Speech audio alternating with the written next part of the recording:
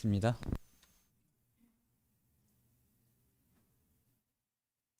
우리를 사랑하시는 하나님 아버지 감사합니다. 오늘 우리에게 성경 말씀을 함께 나눌 수 있는 이 시간을 허락해 주시니 더욱 감사드립니다. 저희는 죄악 중에 살고 있지만 거룩하신 하나님께서 독생자 예수 그리스도를 이 땅에 보내주심으로 우리의 모든 죄를 사하여 주셨으니 더욱 감사드립니다. 저희가 이 시간을 함께 하는 것은 오직 하나님의 말씀을 함께 배우고 예수 그리스도의 보혈로 말미암아 우리에게 하나님께서 베풀어 주신 구원을 함께 나누고자 함입니다. 이 시간 처음부터 끝까지 함께 하셔서 하나님의 말씀이 믿어지게 해주시고 저희 마음이 틈타지 않을 수 있도록 잡아주십시오. 처음부터 끝까지 오직 하나님께 의지합니다. 함께 해주십시오. 이 모든 말씀 우리를 사랑하시는 예수 그리스도 이름으로 감사하며 기도드렸습니다. 아멘. 안녕하세요. 식사들 다 하셨어요? 오늘은 이제 벌써 세 번째 날입니다. 이제 저희가 5번의 시간을 예정하고 있는데 세 번째 날, 오늘은 제목을 우리와 우리 자손에게 이렇게 잡았습니다. 어제 제가 알려달라고 했죠. 어디까지 했는가? 요단강. 예. 이스라엘 민족이 애굽에서 하나님께서 인도하셔가지고 요단강을 건너서 드디어 하나님께서 약속해 주신 젖과 꿀이 흐르는 땅, 그곳에 이제 들어가게 되는 거거든요. 근데 들어가기 전에 하나님께서 그 지도자인 여호수아에게 강에 있는 돌을 각 지파별로 하나씩 잡아서 이제 골라가지고 큰 돌이겠죠. 그래서 이제 밖에다가 12개를 놓으라고 그랬죠. 그래서 나중에 그 후손들이 큰 돌이 이제 12개가 있으니까 그 후손들이 물어볼 거 아니에요. 이건 무슨 돌이에요? 이제 그 돌의 출처나 기원에 대해서 물어보게 되면은 너희 하나님 여호와께서 너희를 요단강을 건너실 때 헤엄쳐서 건너지 않고 배 타고 건너지 않고 오직 하나님의 능력으로 맨 땅으로, 마른 땅으로 요단강을 건넜다고 하는 것을 기념하기 위해서, 그것을 후손들에게까지 알려주기 위해서 이 돌을 여기다 모아놓은 것이다, 이렇게 알려주라고 했죠. 어쨌든 그들은 가나안 땅에 들어갔고 하나님께서 약속하신 대로 그 땅을 이제 점령하게 돼요. 모든 땅을 다 점령하진 않았지만 어쨌든 대부분 중요한 거점들을 이제 여호수아와 이스라엘 12지파가 전쟁을 통해서 하나님께서 이기게 해준 전쟁이거든요. 그 전쟁은 그들이 뒤로 물러나지 않고 하나님께서 하라고 한 대로 전쟁만 수행하면은 이기게 되어 있는 전쟁이에요. 예. 그래서 그 전쟁을 통해서 가나안을 차지했고, 그리고 나서 그들은 이제 사사 시대를 맞게 되거든요. 사사라고 하는 것은 임시 지도자예요. 가나안 땅에 이스라엘 12지파에게 누군가가 적군이 쳐들어오면은 그때 하나님께서 특정한 지도자를 세워요. 그래서 그 사람이 전쟁에 나가서 적군을 물리치고 평상시에는 이제 재판관이 돼가지고 그들 이스라엘 사람들의 재판을 진행하는 그런 역할을 했었던 거거든요. 그리고 나서 그 사사 시대가 이제 지나게 되는데, 사사 중에서 혹시 이름이 기억나시는 분 있어요? 드보라. 여자분이시라 드보라. 저는 삼손이 기억납니다. 예, 삼손 제일 유명하잖아요. 그렇죠? 예. 그런 시대가 이제 삼손이 활약하고 드보라가 활약하고 기드온이 활약하고 했던 시대를 사사 시대라고 그래요. 그 지도자를 자기 아들에게 물려주지 않고 당대에 그쳐버리는 거죠. 그리고 나서 나중에 이스라엘 민족이 하나님께 왕을 원함으로써 사무엘이라고 하는 사사 시대에 드디어 하나님께서 흔쾌히 허락한 건 아니지만 어쨌든 그들의 요구대로 왕을 주시거든요. 그래서 그 첫 번째 왕이 사울인데 하나님께서 명령하신 대로 그 전쟁을 수행하지 않았기 때문에 이제 왕이 교체가 돼 버려요. 그래서 이제 하나님 뜻에 합당한 다윗이라는 청년이 왕이 되는 거죠. 그래서 그가 왕이 돼서 이스라엘을 다스렸고, 이제 우여곡절이 많았지만 어쨌든 40년 동안 다스렸어요.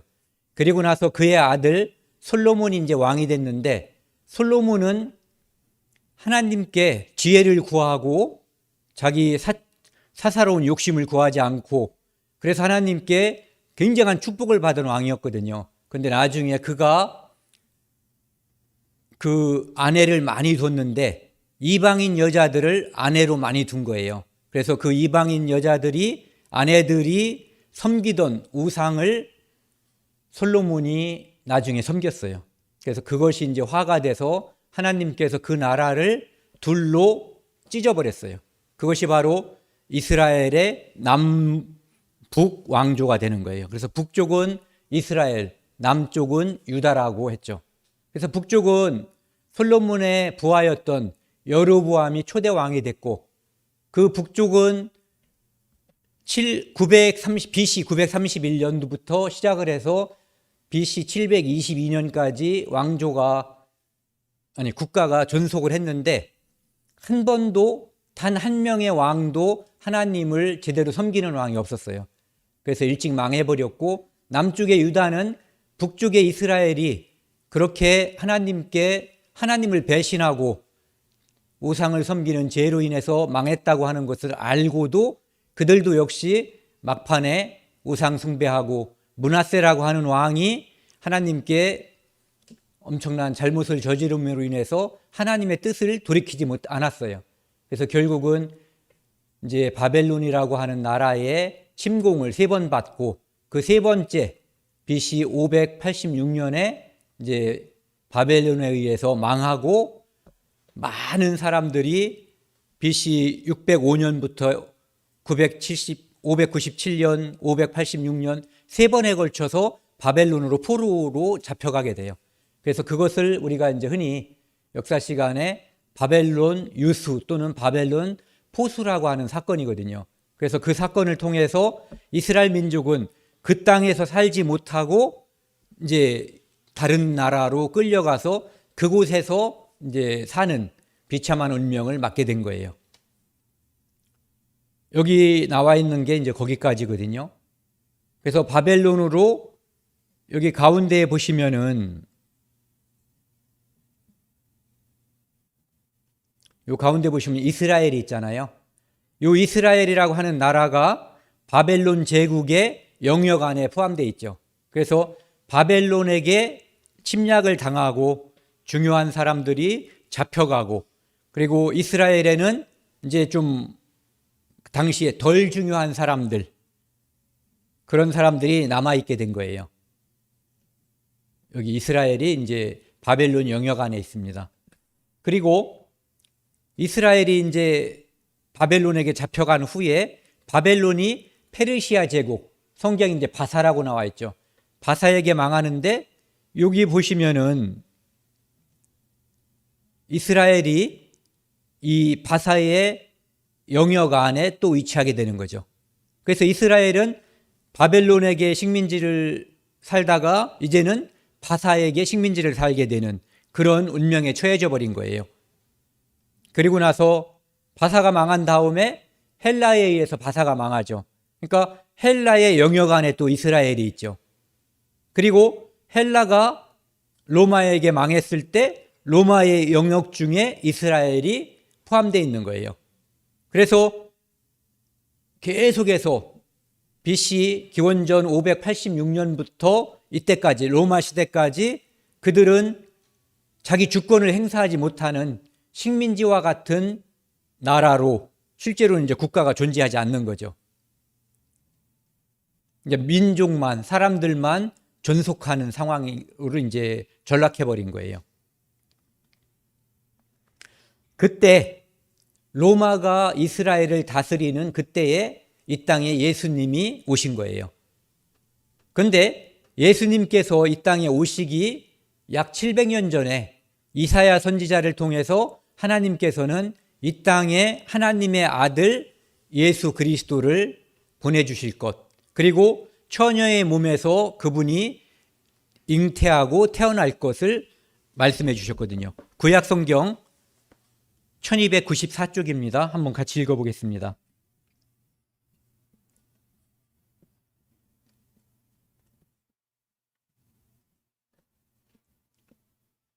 읽겠습니다. 그러므로 주께서 친히 징조를 너희에게 주실 것이라.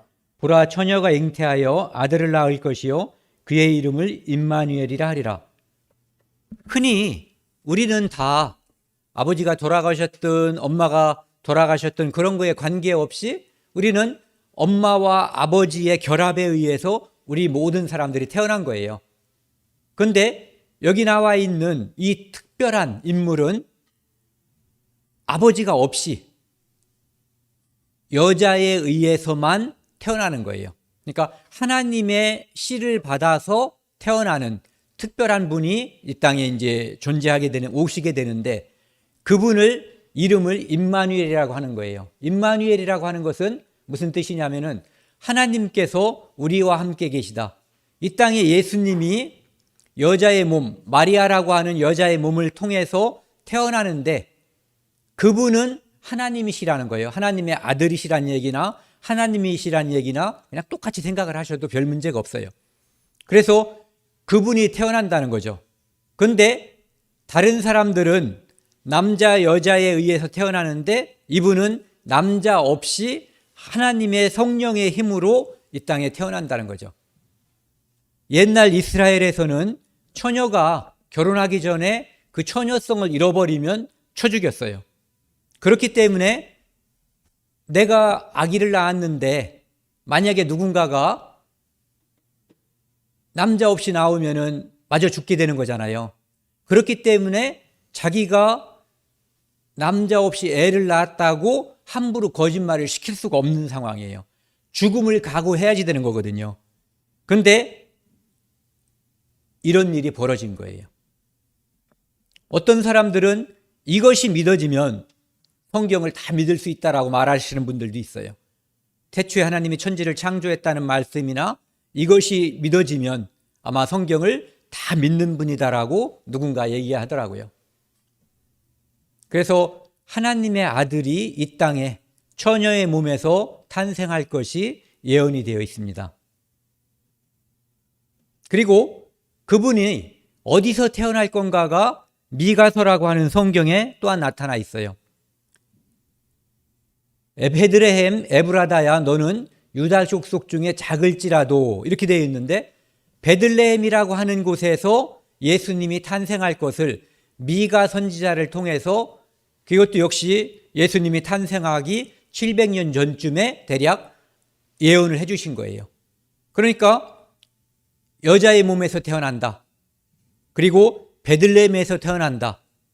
그리고 그 끝에 보면은요, 그의 근본은 상구의 영혼에 있느니라. 그분은 이 세상에 아무것도 존재하지 않았던 그때부터 존재했던 분이라는 거예요. 즉 영원하신 분, 창조주 하나님이란 뜻이죠.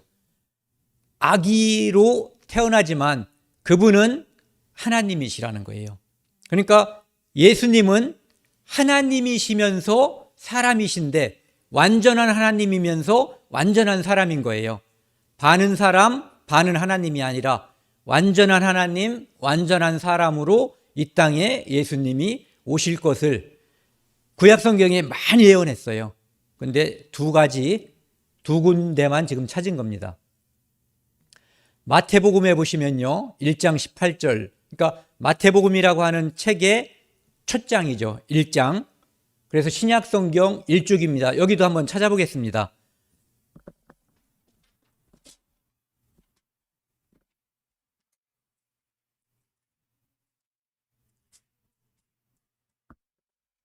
(1장) 18절하고 21절을 함께 읽겠습니다. 시작. 예수 그리스도의 나심은 이러하니라.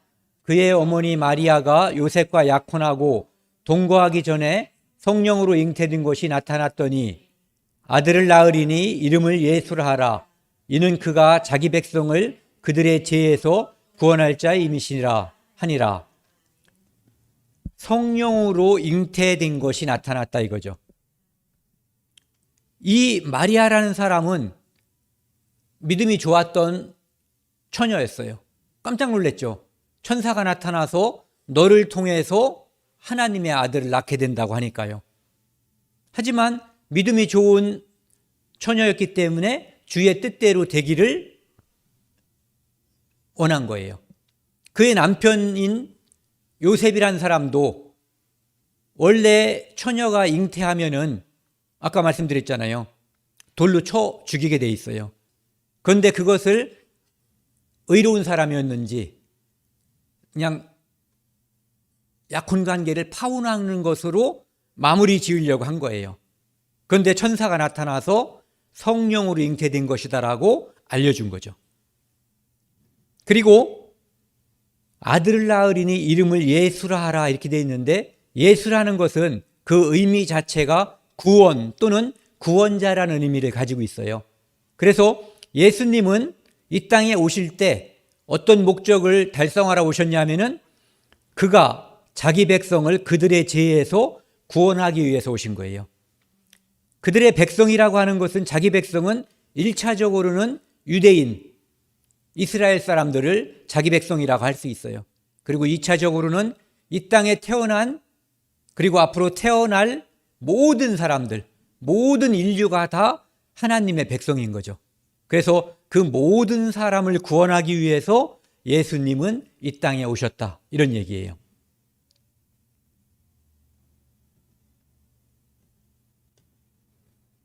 그분이 이 땅에 오셔서 수많은 이적을 행했어요. 오병이어 사건, 떡 5개, 물고기 2마리, 이걸 가지고 5,000명을 먹이고 12광주리에 꽉 찰 정도로 남게 만드는 이런 일도 벌였고요. 물 위를 걸으셨고 죽은 자를 살렸고 병든 자도 살렸어요. 그러니까 사람들이 와, 드디어 우리가 그렇게 기다리던 메시아가 나타났다라고 해서 수많은 사람들이 구름처럼 따라다녔어요.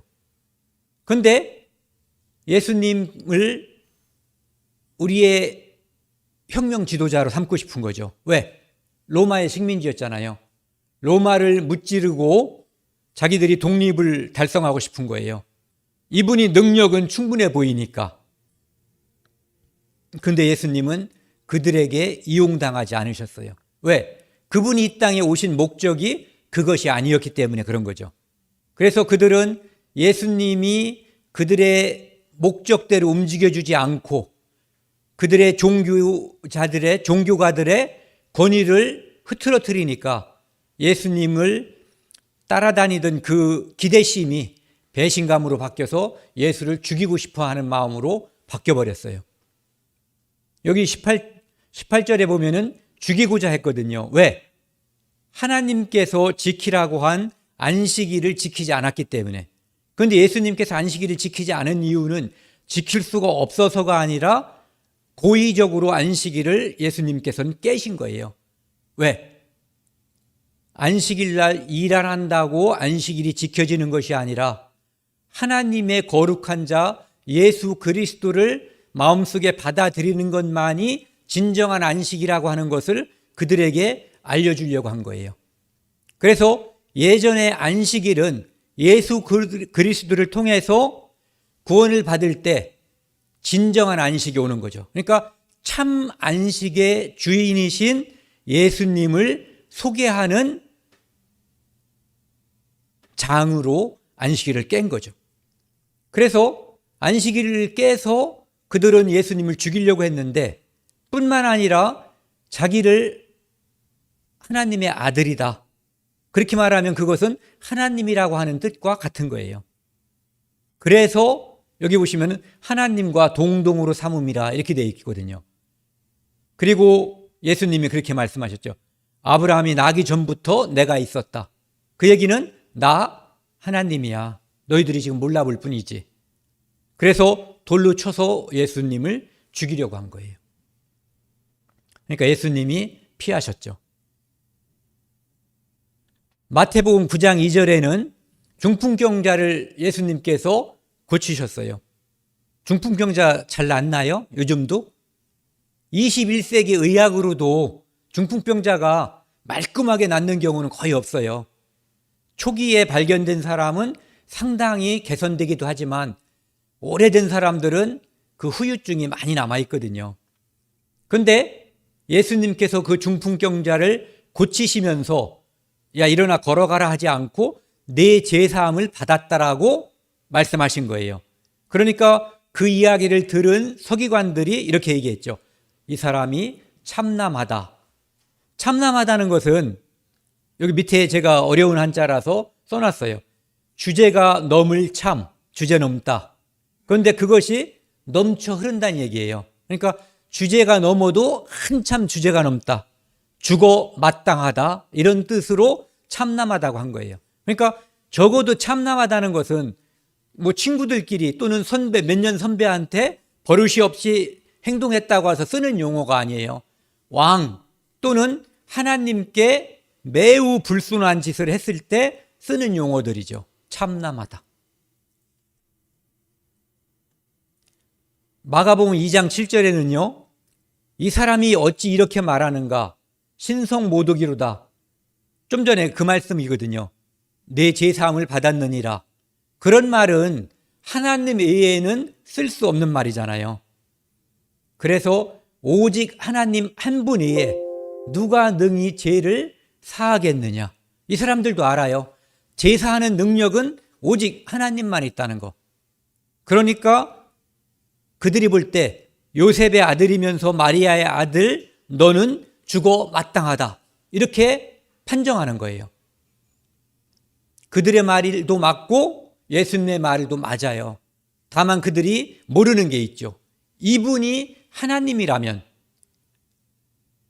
둘 다 맞고 아무 문제가 없는 거죠.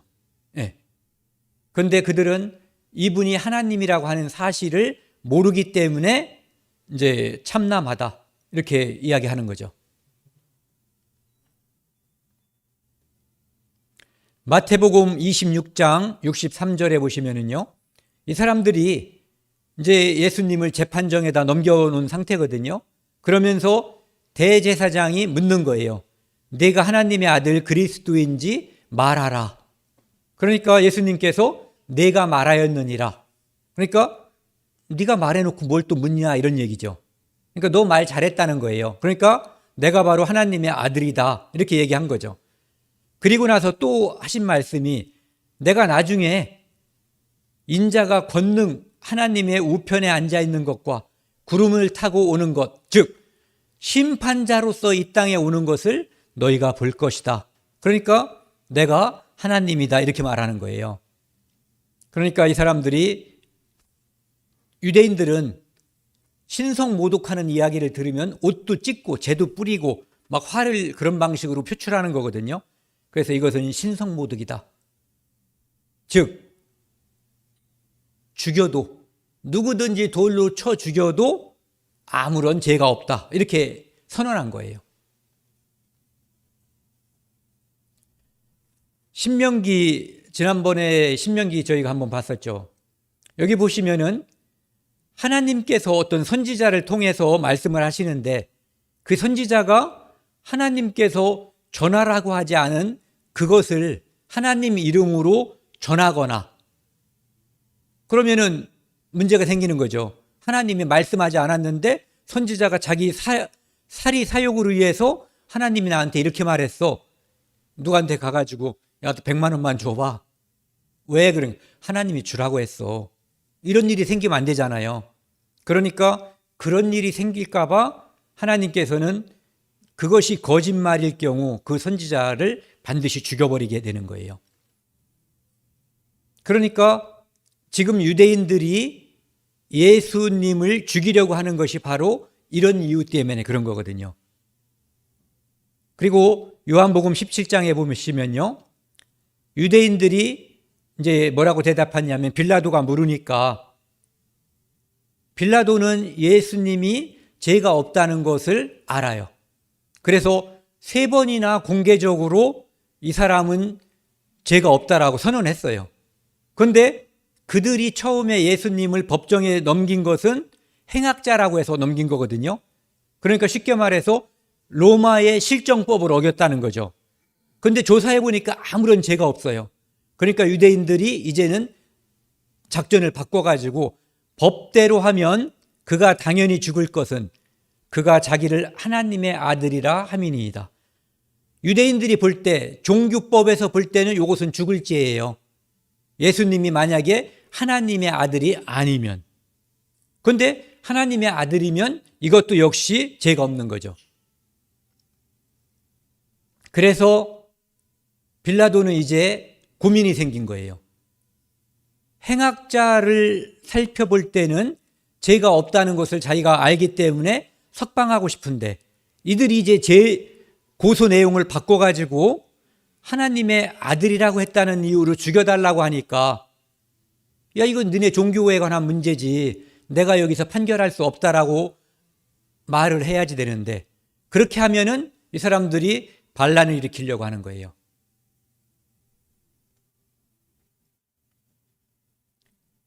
이스라엘에는 메시아가 하나님께서 메시아를 보내주신다는 것, 그것이 이제 성경에 많이 예언이 되어 있거든요. 지난번에도 말씀드린 것처럼 메시아라고 하는 것은 이스라엘 말이에요. 히브리 말. 그리스도는 헬라 말. 우리말로는 구세주. 이게 다 같은 우리가 알기 쉬운 말로 구세주라는 뜻이거든요. 그런데 이 구세주의 모습은 성경에 2가지가 나와 있어요. 하나는 예수님처럼 처음에 이 땅에 오신 예수님처럼 십자가에 달려서 처참하게 피 흘리시고 이 땅에 있는 모든 사람의 죄를 다 대속하는 대속주로 오시는 메시아. 또 한 가지는 이 땅에 있는 모든 나라들을 복속시키고 그 위에 만왕의 왕으로서 다스리시는 만왕의 왕의 모습. 이 2가지가 나와 있어요. 유대인들은 지금 무엇을 기다리고 있어요? 600년 이상 식민지를 경험했기 때문에 제발 메시아가 와서 바벨론 좀 때려 부셨으면, 페르시아를 때려 부셨으면, 헬라 좀 때려 부셨으면. 그런데 이게 다 그냥 지나가 버렸잖아요. 이제 로마가 남아 있는데 로마 좀 무찔러 주셨으면, 이런 마음을 가지고 있는 거예요. 그러니까 예수님께서 이 땅에 오신 목적과 그들이 바라고 있는 메시아가 지금 맞지 않는 거예요. 그리고 베드로전서 1장 11절에는 이 메시아의 모습이 2가지가 나와 있는데 여러분들이 어렸을 때부터 그 영화 같은 걸 보면은 주인공들, 영화보다 축구 얘기를 해보자고요. 축구를 했는데 우리나라가 만약에 5대0으로 지고 있어서 에이씨 하고서 텔레비전을 딴 데를 돌려든지 딱 꺼버렸어요. 근데 끄자마자 한 10골을 넣어버렸어. 아침에 일어나니까 10대5로 이겼다고 할 수가 있잖아요. 이러면은 기분이 좋아요, 안 좋아요? 좋죠, 아침에 깼을 때. 그러니까 드라마틱하다는 게 이런 거잖아요. 그런데 만약에 우리가 5골 넣었는데 그래서 이제 안심하고 잤는데 아침에 10대5로 졌다 그러면은 이것은 황당한 거거든요.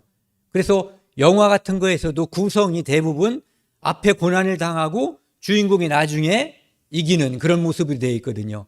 그러니까 하나님께서 이 땅에 메시아로 나타나는 모습도 처음에는 이 땅에 구원자로 오시고 그 다음에 나중에 심판자, 만왕의 왕으로 오시는 모습으로 되어져 있는 거예요. 그래서 그 받으실 고난과 후에 받으실 영광 이렇게 되어 있어요. 그러니까 처음엔 고난을 받으시고 나중에 심판자로서 영광을 받으신다 이런 얘기죠. 예수님께서 빌라도가 끝까지 예수님을 보호하지 않고 그냥 그들에게 넘겨줘 버린 거예요. 그래서 이제 그들이 이야기하죠. 십자가에 못 박아달라고. 근데 빌라도가 볼 때는 못 박을 곤장 10대 나무 20대 이게 아니라 못 박을 죄, 죽어야 될 죄는 절대로 없는 거예요. 곤장 맞을 죄도 없는데. 그래서 이제 우리가 다 아는 것처럼 두 사람을 내세운 거죠. 한 사람은 이제 바라바라고 하는 살인 강도, 또 한 분은 예수님. 그래서 너희가 선택하라. 이렇게 하니까 당연히 빌라도의 예상은 죄 없는 예수님을 풀어줄 줄로 생각했던 거죠. 그런데 이스라엘 군중은 제사장들의 사주를 받아서 바라바를 풀어주고 예수는 십자가에 못 박아달라고 얘기한 거예요. 그러니까 빌라도가 자기가 원했던 모든 것이 다 숲으로 돌아가 버리니까 이제 그 무리들 앞에서 손을 씻는 거예요. 물에다 손을 씻으면서 여기 파란 글씨 보세요. 이 사람의 피에 대하여 나는 무죄하니 너희가 당하라. 내가 지금 이 예수를 죽이는데 넘겨주는 것은 너희 책임이지 내 책임은 아니다. 나는 풀어주려고 했다. 이런 얘기죠. 그러니까 그 백성들이 25절에 다 대답하여 이르되 그 피를 우리와 우리 자손에게 돌릴지어다. 이들은 이것이 무슨 말인지 정확히 몰랐겠지만 어쨌든 이 말을 그 모든 사람이 다 해버렸어요. 다 대답하여 이르되 그 피를 우리와 우리 자손에게 돌릴지어다. 그래서 바라바는 놓아주고 예수님은 십자가에 달리게 된 거예요. 그리고 예수님께서 십자가에 이제 달리기 위해서 십자가를 짊어지고 골고다로 올라갈 때 수많은 사람들이, 남자들은 주로 다 도망간 것 같아요. 여자들이 이제 따라오면서 우니까 28절 빨간 글씨를 보세요. 나를 위하여 울지 말고 너희와 너희 자녀를 위하여 울라. 예수님께서 이렇게 말씀하시는 거예요. 나 때문에 울지 말아라. 너희와 너희 자녀들을 위해서 울어라. 이렇게 예수님이 말씀하셨어요. 그러면서 추가적으로 하신 말씀이 때가 되면, 날이 이르면 사람이 말하기를 잉태하지 못하는 이와 해산하지 못하는 배와 먹이지 못하는 젖이 복이 있다 하리라. 일반적으로 사람들은 결혼을 하면은 잉태하고 해산하고 젖 먹이고 이것이 축복이잖아요. 근데 그것이 안 될 때, 그것이 아닌 것을 복이 있다라고 일반 상식과 맞지 않는 말씀을 하신 거예요. 그러면서 그때 엄청난 환란이 있기 때문에 산이 무너져서 차라리 그 고통을 받느니 산이 무너져서 내가 죽었으면 좋겠다 할 그런 때가 온다, 이렇게 예언을 해주신 거예요. 그리고 이 말씀은 예수님께서 십자가에 달리기 얼마 전에 그 주변에 있는 사람들에게 말씀하셨어요. 예루살렘이 군대들에게, 이방 군대들에게 예루살렘이 포위되면 에워싸이는 것을 보거든 멸망 때라고 말씀하신 게 아니라 멸망이 가까운 줄 알라. 그때에 유대에 있는 사람들은 산으로 도망가고 성에 있는 사람은 밖으로 나가라 이거예요. 그러니까 예루살렘 성에 있지 말고 도망가라는 거죠. 안으로 절대 들어오지 말라는 거예요. 그날은, 이날들은 기록된 모든 것을 이루는 형벌의 날이니라. 하나님을 배신하고 하나님께 거역하고 예수 그리스도를 죽이고 한 모든 죄에 대한 총체적인 벌을 주는 날이다, 이런 얘기예요. 그러니까 그날은 엄청 무서운 날이 될 거예요. 그래서 23절에 그날에는 아이벤 자들과 젖먹이는 자들에게 화가 있으리니, 아까는 그 반대에게 복이 있다고 그랬죠. 이는 땅에 큰 환난과 이 백성에게 진노가 있겠음이로다. 24절에 같이 읽겠습니다. 시작. 그들이 칼날에 죽임을 당하며 모든 이방에 사로잡혀 가겠고 예루살렘은 이방인의 때가 차기까지 이방인들에게 밟히리라. 엄청난 예언을 하신 거예요. 계속해서 죽임을 당할 것이고 그 땅에 살지 못하고 이방에 잡혀갈 거고, 그리고 그들이 그렇게 아끼던 그 예루살렘은 이방인들에게 짓밟힐 것이다. 그런데 이 예언을 지금은 예수님께서 말씀하신 건데요. 지금 이 신명기라고 하는 예언은 예수님이 십자가에 달리는 시점으로 볼 때 약 1500년 전이에요. 1500년 전에 이 예언을 성경에 기록해 놨어요. 53절에 내가 적군에게 에워싸이고 맹렬한 공격을 받아 곤란하게 되므로 내 몸의 소생에 살을 먹을 것이다. 자식 잡아먹을 것. 그 다음에 55절에 보면은요, 짙은 글씨, 성읍을 에워싸고 맹렬히 쳐서 곤란하게 되므로 아무것도 그에게 남음이 없는 까닭일 것이며, 어떤 군대가 와서 성을 둘러싸고 오랫동안 포위를 하고 전쟁을 하니까 성 안에는 농사 짓는 땅이 아니잖아요. 그러니까 음식이 금방 그치는 거예요.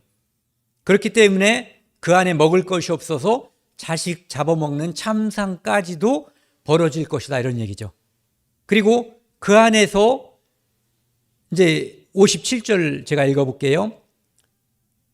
자기 다리 사이에서 나온 태와 자기가 낳은 어린 자식을 남몰래 먹으리니 이는 네 적군이 네 생명을 에워싸고 맹렬히 쳐서 곤란하게 함으로 아무것도 얻지 못함이라. 이렇게 될 것이 3,500년 전, 지금부터, 그리고 예수님 당시로 따진다면은 1,500년 전에 이미 예언이 된 거예요.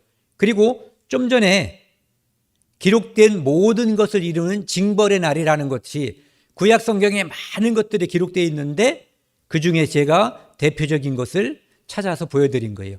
이런 일이 있을 것도 구약 성경에 기록되어 있어요. 1,500년 전에.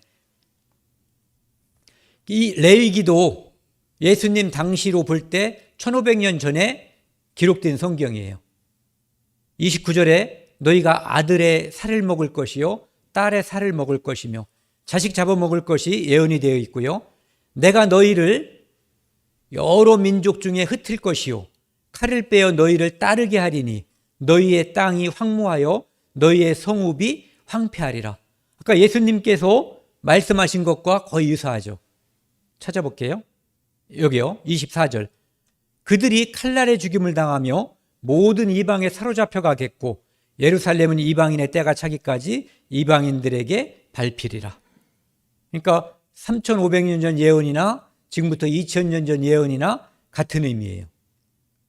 그리고 이 레위기 26장 34에서 37절에는 그들이 이제는 모든 나라에 다 잡혀가고 그 땅에서 살 수 없어서 그들을 만나게만 하면 죽이는 그 원수의 땅에 살 수밖에 없는 상황을 이야기하고 있어요. 34절, 너희가 원수의 땅에 살 동안에 너희의 본토가 황무할 것이며, 아까 황무지가 된다고 그랬죠.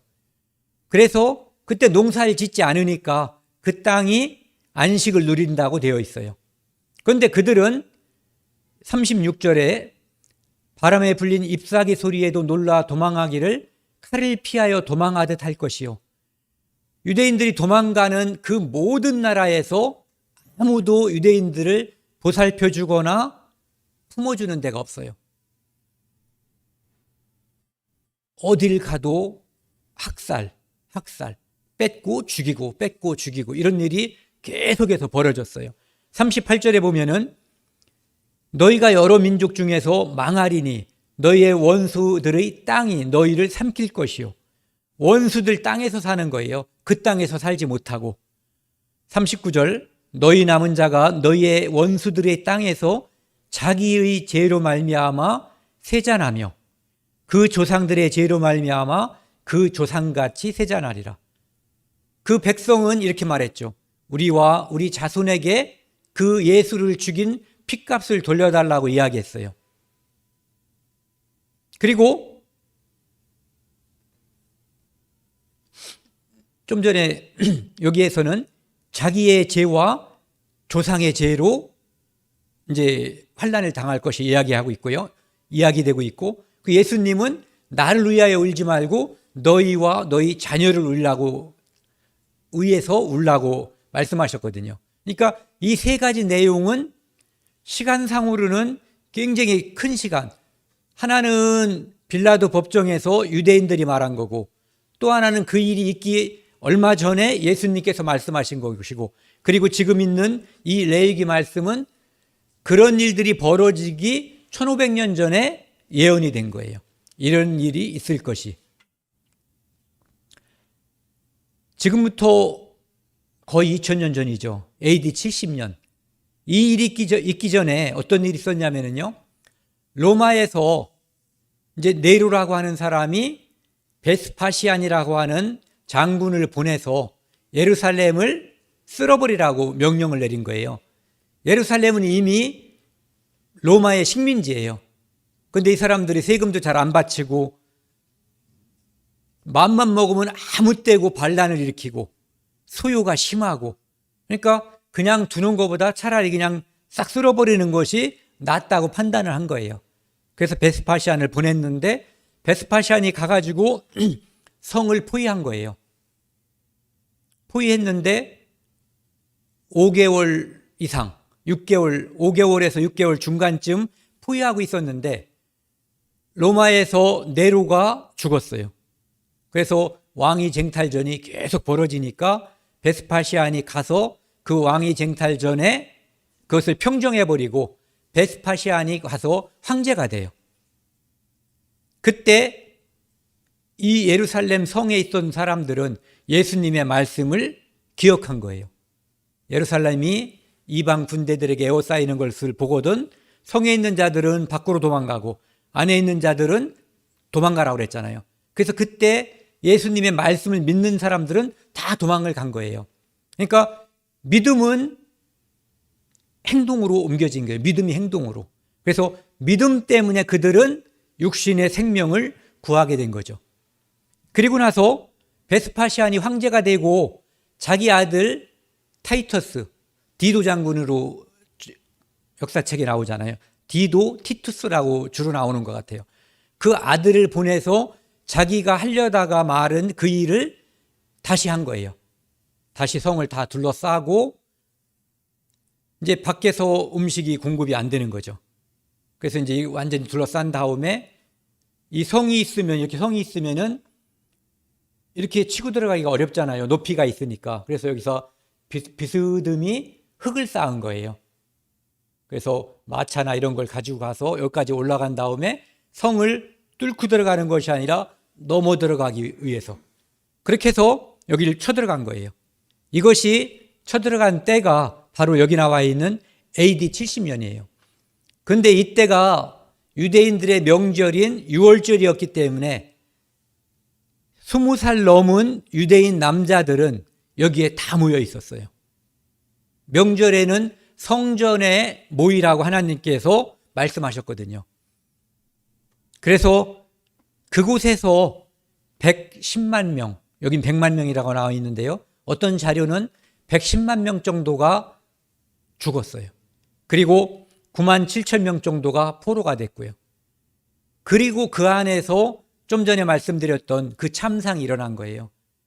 가둬놓고 음식이 공급이 안 되니까 자식을 잡아먹는 그런 일들이 이 안에서 벌어진 거예요.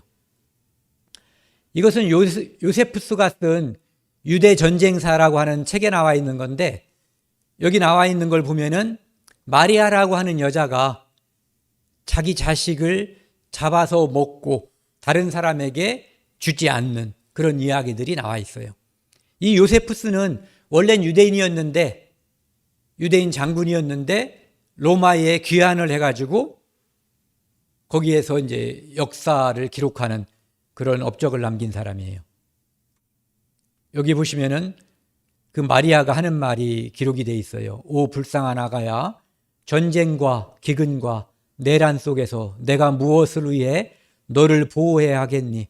로마군이 성 안으로 들어올 때까지 우리가 살아있다 해도 노예의 신분이 되는 것이고 아마 노예가 되기 전에 기근으로 죽게 될 것 같단다. 그러나 노예 신분과 배고파 죽는 것보다 더 무서운 것은 강도들이란다. 이 갇혀져 있는 곳에서 다 굶주리니까 강도들이 생긴 거예요. 그 중에서 또 뭐가 먹을 게 있으면 이제 뺏게 되는 거죠. 자, 아가야, 이리 와서 내 음식이 되어다오. 그리고 AD 135년 로마에 하드리안 황제가 있었는데 이 하드리안 황제는 유대인들에게 굉장히 가혹한 정책을 많이 썼어요. 물론 유대인들이 그들이 생각할 때 이제 말을 안 들었다고 생각해서 그렇게 한 건데요. 이제 특히 유대인들은 자기들의 정체성을 유지하기 위해서 하나님께서 하라고 한 할례 의식이 있거든요. 그 할례 의식을 금지시켜 버렸어요. 132년에. 그러니까 유대인들이 반란을 일으켰어요. 그 반란을 일으킨 것을 3년에 걸쳐서 진압해 버리고 여기 나와 있는 AD 135년에 모든 유대인은 유대 땅에서 살 수 없다라고 포고령을 내려버려요. 그리고 유대인들을 전 세계에 다 흩어져 버리게 한 거죠. 그리고 거기서 잡히는 사람들 58만 명을 죽여버린 거예요. 닥치는 곳마다, 가는 곳마다 유대인들은 2000년 동안 학살을 당해요.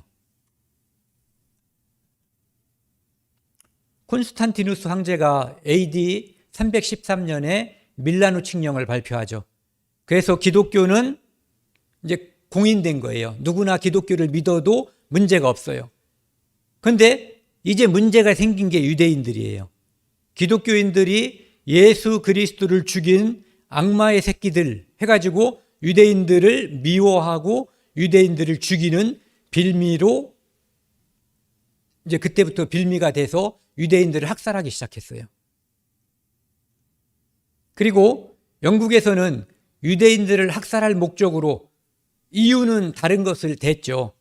뭘 댔냐면은 해교도 이슬람 교도들에게 점령당한 예루살렘을 탈환하겠다는 이유를 표면적인 이유로 댔지만 그들이 유대인 학살을 목적으로 십자군 언쟁을 감행한 거예요. AD 1096년부터 1291년까지 200년간 다니면서 엄청나게 많은 유대인들을 학살했어요. 제가 어렸을 때 본 영화에서는 그런 장면이 있어요. 기사들이 유대인들을 쭉 세워놓고 말에다가 유대인들을 앉혀놔요. 그래 놓고 말을 갖다가 채찍을 쫙 가하면은 말들이 막 달려가잖아요, 앞으로. 그럼 뒤에서 기사들이 말을 타고 막 가면서 창을 던져서 유대인 맞추기 시합하는 거예요.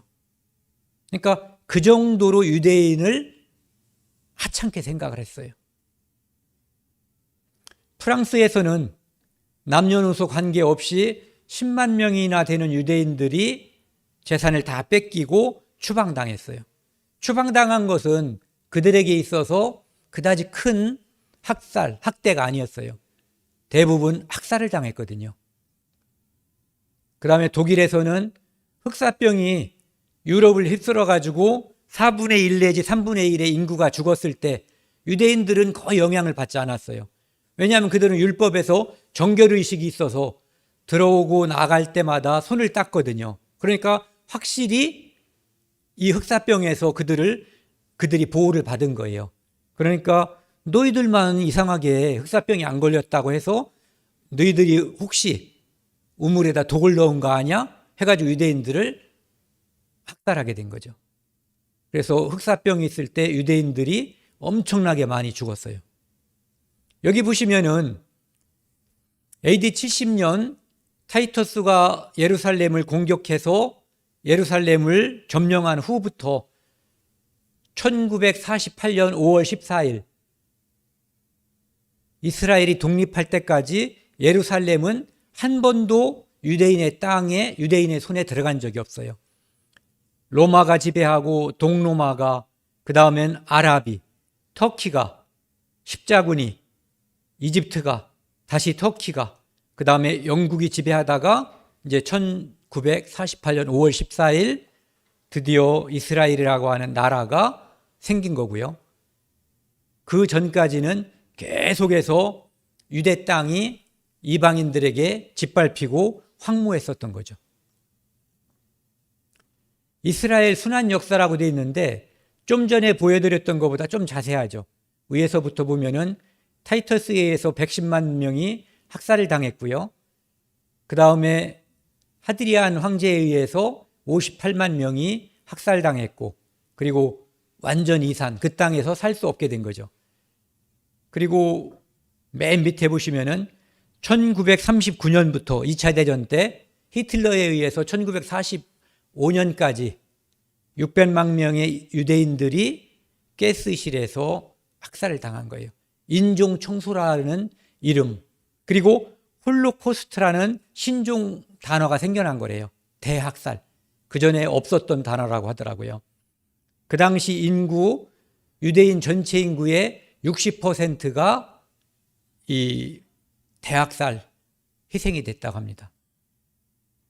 바로 이분의 명령에 의해서, 이분이라고 해야 될지 이놈이라고 해야 될지, 어쨌든 히틀러가 그 명령을 내렸고 유대인들은 600만 명이 희생됐어요. 수용소에 다 모아들여 놓고 그곳에서 처음에는 온갖 방식으로 막 죽였어요. 근데 나중에는 보면은 아주 조직적으로 이런 방식이죠. 일단은 들어오면은 일을 시켜먹고, 일할 수 없는, 정말 이제는 죽는 것밖에 할 일이 없는 그 상황이 되면은 이 사람들을 데려서 너희들 다른 데로 보내주겠다고 해서 목욕하고 머리 밀고 이제 전염병 걸리지 않아야 되니까 깨끗이 씻어서 보내줄게 해서 목욕실로 들여보낸 다음에 철문을 잠그고 위에서 지글론 B 가스를 태워서 이들을 독가스를 다 죽여버린 거예요. 너무나 많이 죽이기 때문에 그들을 태워버릴 수도 묻어버릴 수도 없어서 나중에 연합군이 갔을 때 모든 수용소에 시체가 쫙 질비했어요. 이렇게 도망가다가 죽은 사람들, 여기 총구멍이 나 있을 거예요. 도망가다 잡힌 사람들은 그냥 내버려 두는 거예요. 도망가다 걸리면 저렇게 해야 된다. 묻어주지 않는 거예요. 그래서 사람은 죽으면 장례를 치러주는 거잖아요. 근데 인간의 존엄성을 전혀 인정해주지 않는 거예요. 가스 목욕탕에 쌓여있는 시체들. 이것은 제가 예전에 이런 걸 보면 자꾸 시장에 가면 닭 잡아서 파는 데 있잖아요. 이렇게 잔뜩 쌓아놓은, 마치 그런 것처럼 사람을 취급한 거예요. 아무렇게나 죽이고 아무렇게나 쌓아놓은 거죠. 왜?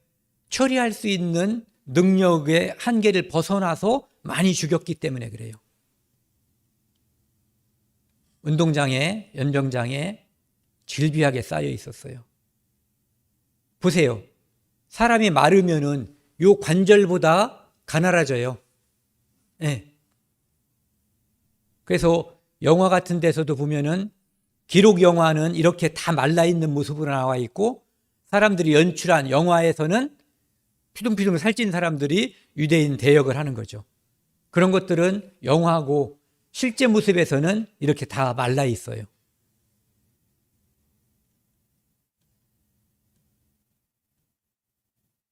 운 좋게 연합군이 진주함으로써 살아남은 사람들이에요.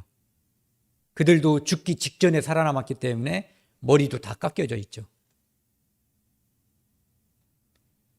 이것은 이제 기록 영화의 일부분이거든요. 이 뒤에 어떤 부분은 기록 영화고 영화 장면도 약간 포함되어 있어요. 잠깐만 보시겠습니다. 역사학자 즈빙글리와 토인비는 전쟁과 전쟁, 그리고 거듭되는 순환의 역사, 예루살렘의 파괴, 민족의 유배와 흩어지는 과정을 통해 이스라엘의 역사는 당연히 끝이 났어야 했다고 말하고 있다. 제1차 대전의 패배로 인해 경제적, 사회적으로 길이 막혀버린 독일에서는 아돌프 히틀러가 등장하여 독일의 패배와 경제적 파탄의 책임이 유태인에게 있다고 주장하기 시작했다. 1933년 히틀러가 수상에 취임하자 이후 나치 정권은 인류 역사상 가장 조직적이고 규모가 큰 유태인 박멸 계획을 수립하였다. 1939년 1월 히틀러는 체코슬로바키아에서 독일어를 쓰는 지역을 합방하고 전쟁을 계획했다. 그러면서도 공식적으로는 모든 전쟁을 유대인 탓으로 돌렸다. Dann wird das Ergebnis nicht die Bolschewisierung der Erde und damit der Sieg des Judentums sein, sondern die Vernichtung der jüdischen Rasse in Europa.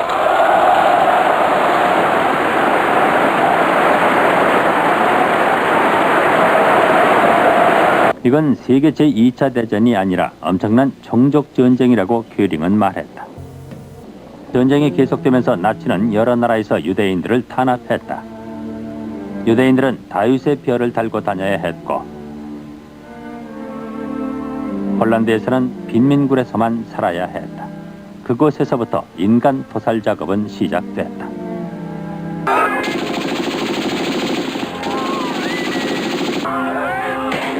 이런 장면이 이제 영화인데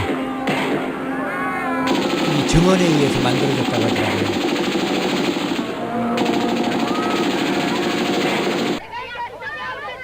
이런 건 이제 실제로 시체를 처리하는 과정인데 일하는 사람들도 다 유대인들이라고 하더라고요. Und ein britischer Offizier hält ihnen eine Rede.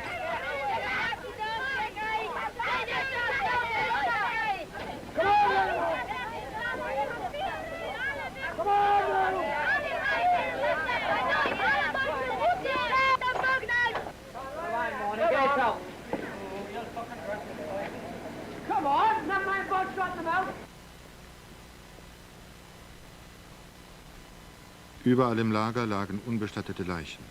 Tausende oder Zehntausend. Manche seit vielen Wochen. Die Überlebenden waren zu schwach, sie zu bestatten. Und eine Verbrennung vor der Ankunft der Befreier scheiterte am Einspruch der Forstverwaltung und der Wehrmachtsführung im benachbarten Kasernenkomplex.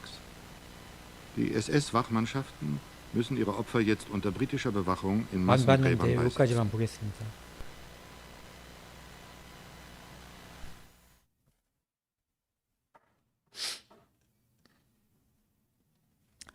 이것은 학살한 유대인들한테 빼앗은 반지들이에요.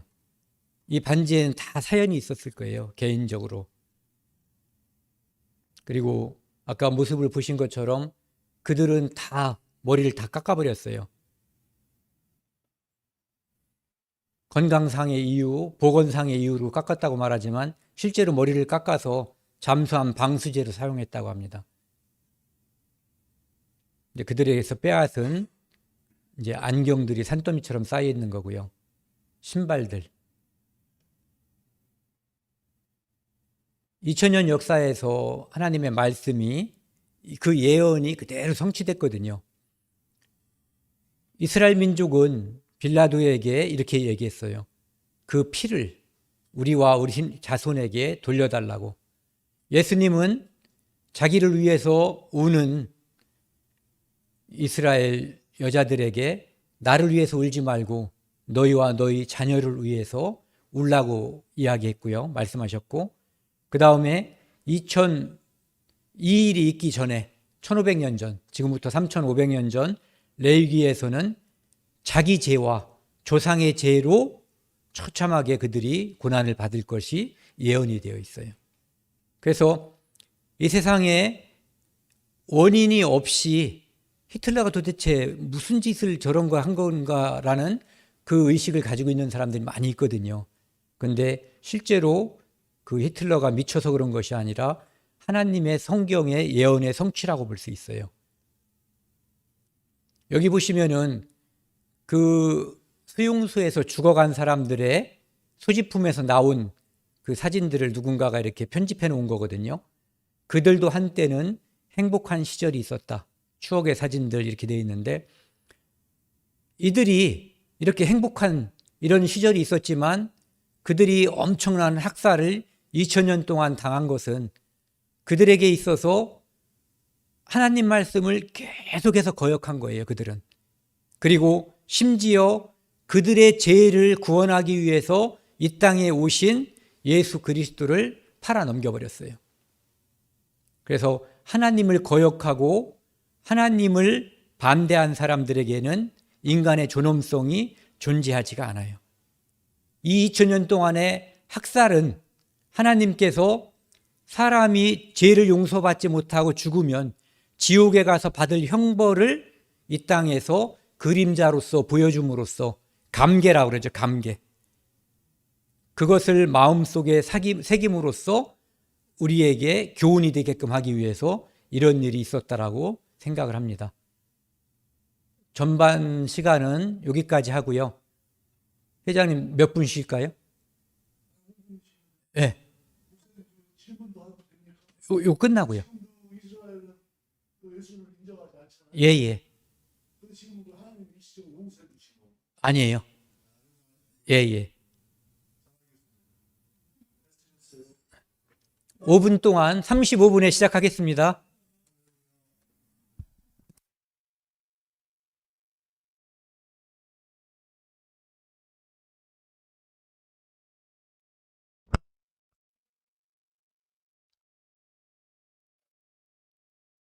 밖에 좀 불러주세요.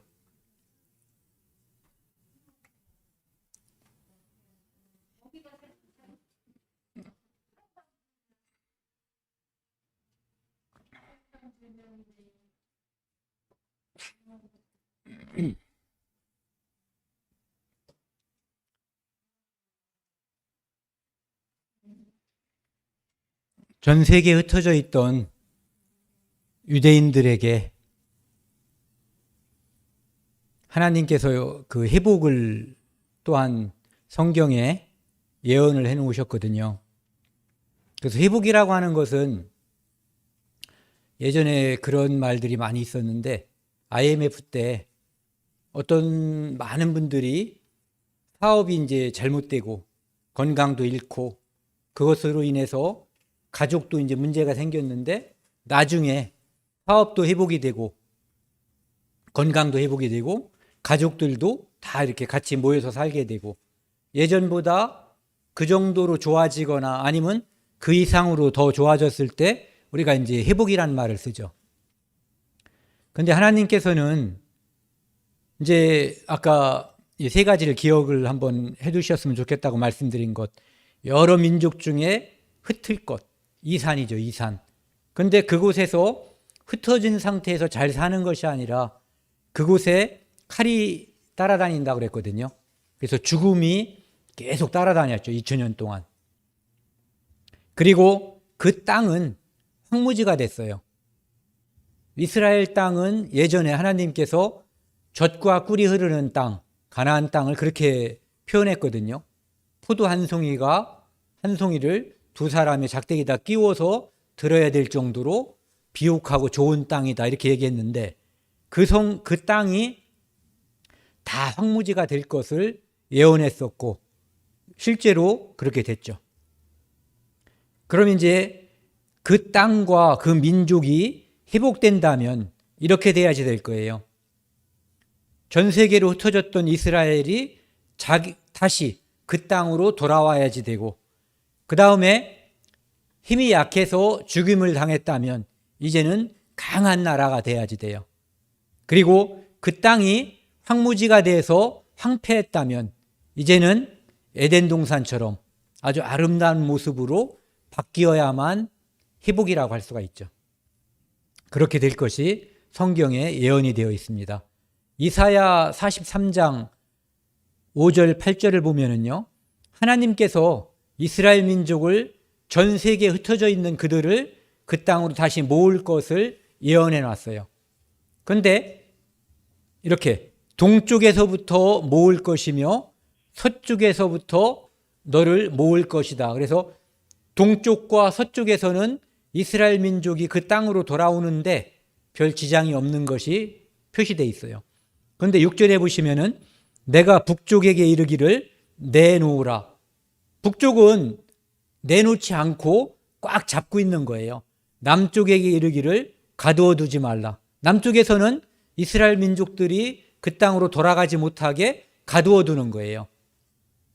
그래서 하나님께서 그들을 오게 하라. 8절에 보면은요. 8절 한번 같이 읽어보겠습니다. 시작. 눈이 있어도 보지 못하고 귀가 있어도 듣지 못하는 백성을 이끌어내라. 이스라엘 민족은 크게 읽으시니까 좋네요. 눈이 있어도 우리는 이 눈으로 보는 거잖아요. 귀로 듣는 건데 왜 하나님께서 보지 못하고 듣지 못한다고 그랬냐면은 그들은 눈이 열려 있고 귀가 열려 있지만 봐야 될 것, 꼭 들어야 될 것을 진리에 대해서 예수 그리스도에 대해서 눈 감고 귀 먹어 있기 때문에 그렇게 말씀하신 거예요. 유대인들은 지금도 예수를 안 믿죠. 대부분이. 그러니까 개인적으로 믿는 사람들은 있지만 민족적으로는 대다수가 믿지 않아요. 그곳에서 믿는다고 하는 사람들은 환란이 많다고 하더라고요.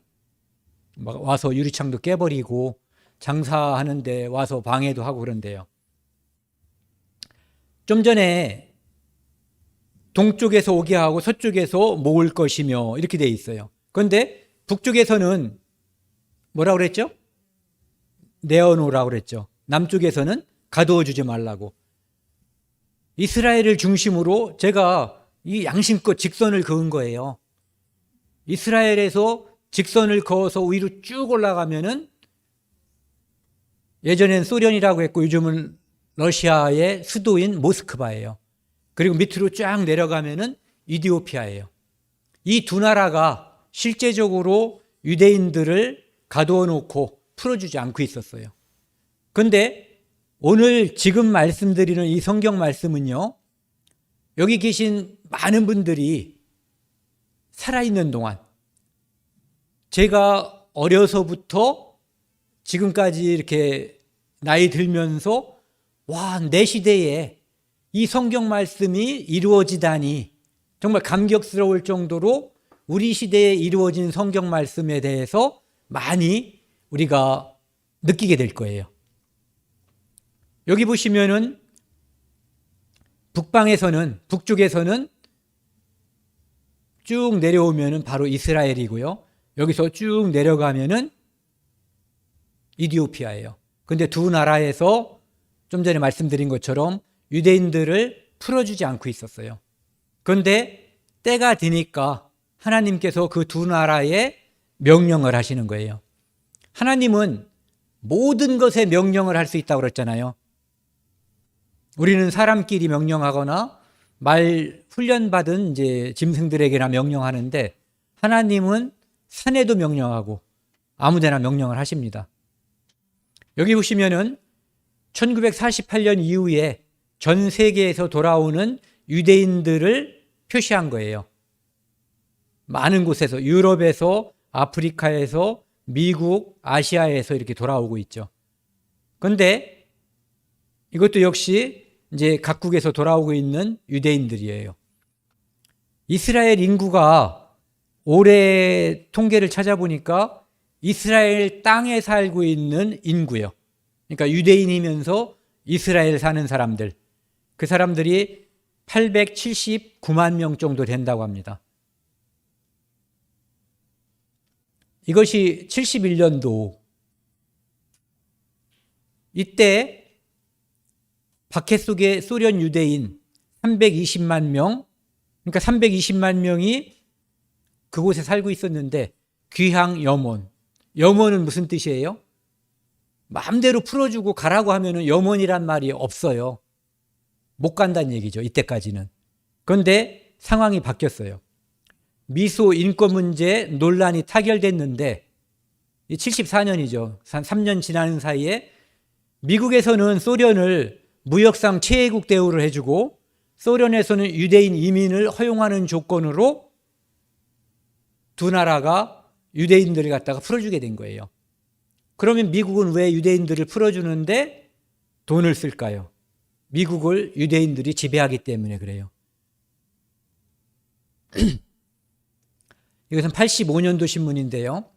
소련이 유대인 40만 명을 출국 허용했어요. 북쪽에 잡고 있었던 유대인들이 우리 시대에 이렇게 풀려나는 거예요. 좀 전에 제가 읽었던 그 성경은 지금부터 2700년 전쯤에 기록된 성경이에요.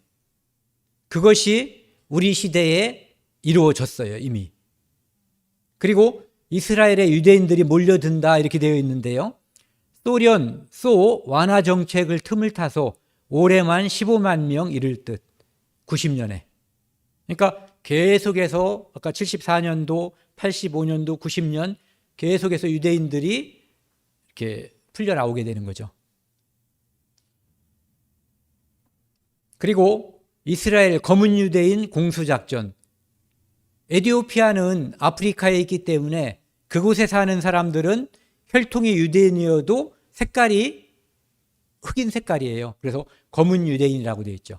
그들이 에티오피아에서 1만 8천 명을 목표로 미국 중재로. 좀 전에 말씀드린 그 이유예요. 미국은 유대인이 지배하기 때문에 자기들 지배 계층이 명령을 한 거죠. 거기 도와주라고.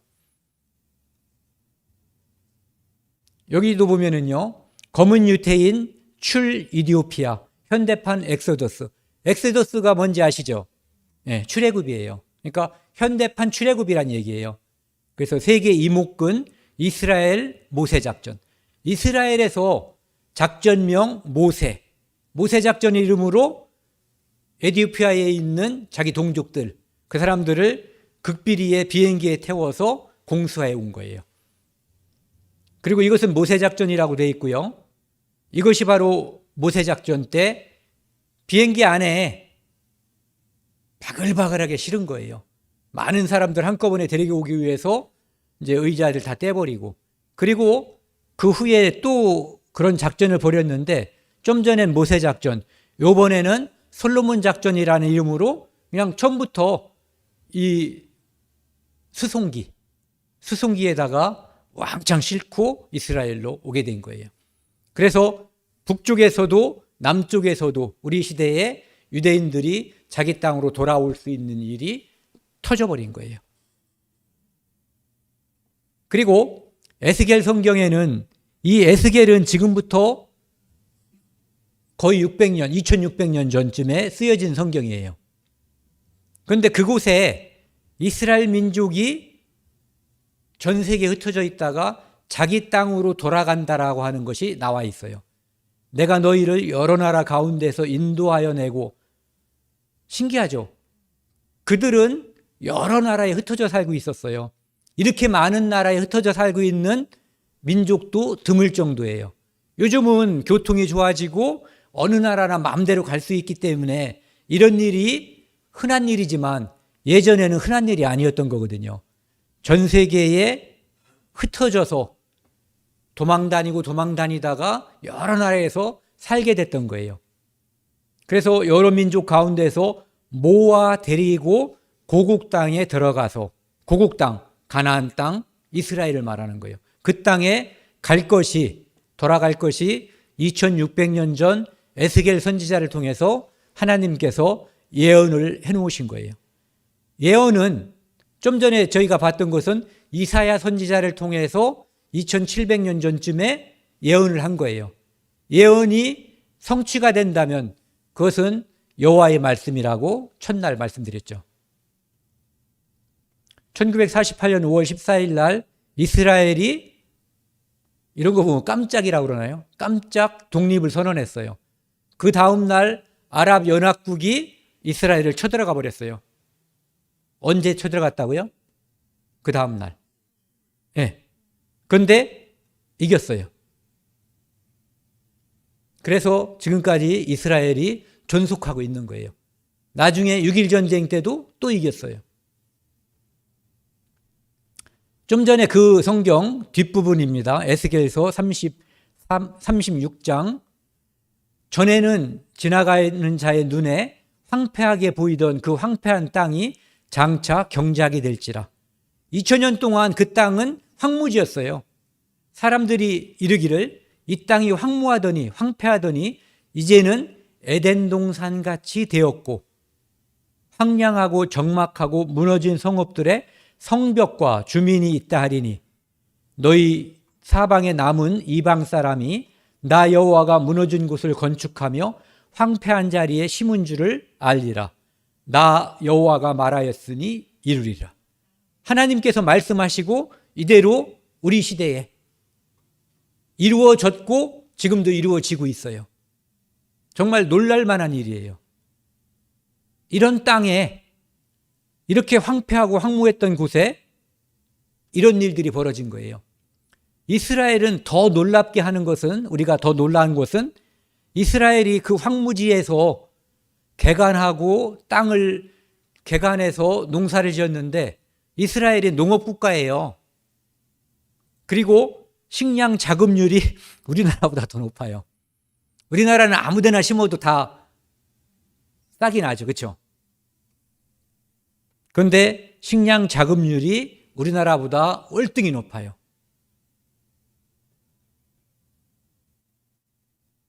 지금 이스라엘은 이렇게 변해버렸어요. 그 황무하고 황폐하던 곳이 성경에서는 에덴 동산 같이 되었고 이렇게 표현하고 있어요.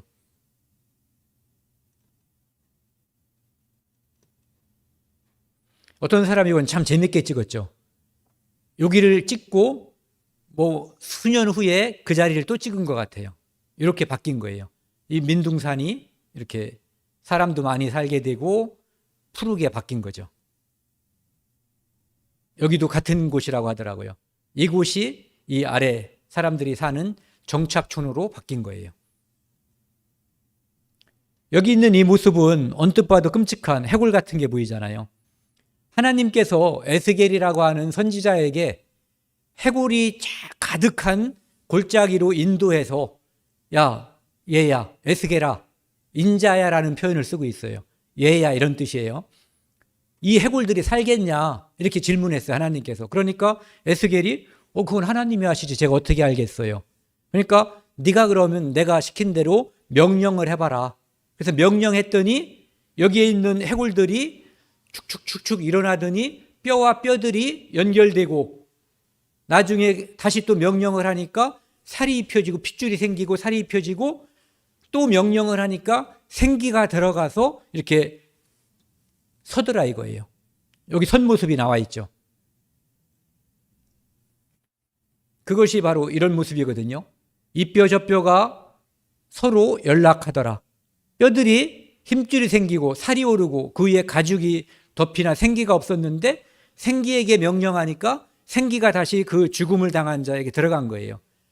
10절 같이 읽겠습니다. 시작.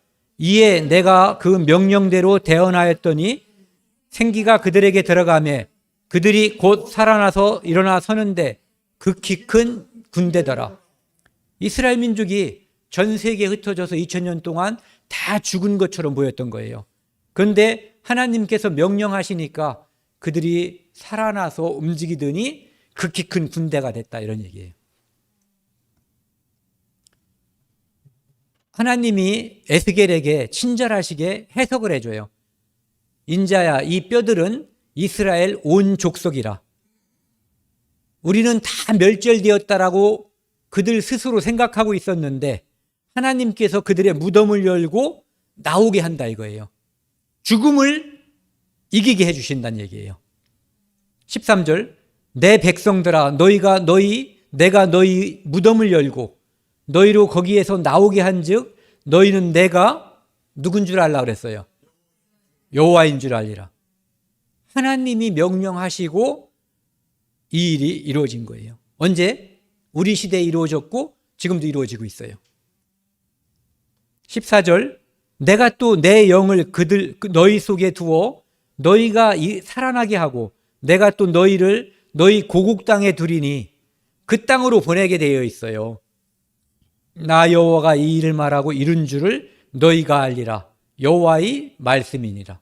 하나님께서 말씀하셨기 때문에 하나님께서는 우리는 말하면은 설사 권위 있는 왕이나 대통령이라고 해도 그 말이 이루어지는데 시간이 걸리잖아요. 하나님은 즉각도 할 수 있는 분이에요. 시간을 두고도 하실 수 있는 분이고요. 여기 맨 밑에서 두 번째 보면 이스라엘이라고 하는 나라가 나와 있죠. 이게 뭐냐면은 각 나라가 가지고 있는 그 핵무기 숫자예요. 러시아가 가장 많고 미국, 프랑스, 중국, 영국, 그 다음에 이제 여기 보면은 파키스탄, 인디아, 이스라엘 이렇게 돼 있어요.